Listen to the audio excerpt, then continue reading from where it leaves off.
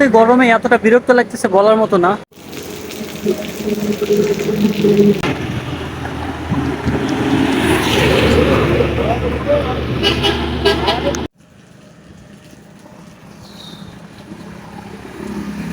Guys আজ শুক্রবার আসছিলাম নিমন্ত্রণ খাইতে। আর গাইস দেখো, রোদের যে ঝলক, কি পরিমাণে রোদটা পড়তেছে বুঝতে পারতেছো। এভারেজ 35 ডিগ্রি প্লাস গরম, এর বেশি হইতে পারে। আর এখন নীল আকাশে এরকম ঝলসানো রোদ।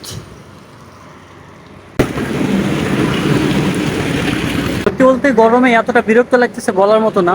আর এত ক্রাউড, এখানে বাস চলাচল করতেছে যদিও আজকে ফ্রাইডে, তো তারপরেও বাস, তারপর হচ্ছে হোন্ডা, অটো, সব কিছু এখানে চলাচল করতেছে।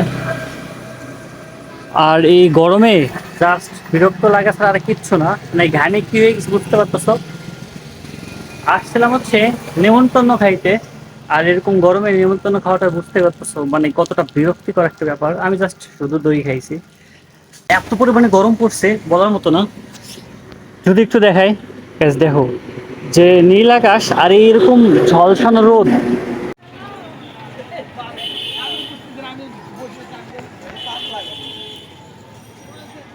Guys, আমার জেলায় এত গরম পড়ছে, তোমাদের জেলায় কত ডিগ্রি সেলসিয়াস গরম পড়ছে কমেন্টে জানিও। আর এখন ওয়েট করতেছি যাদের সাথে আসছি তাদের জন্য, তারা বেরোবে, দেন তারপরে তাদের সাথে যাব।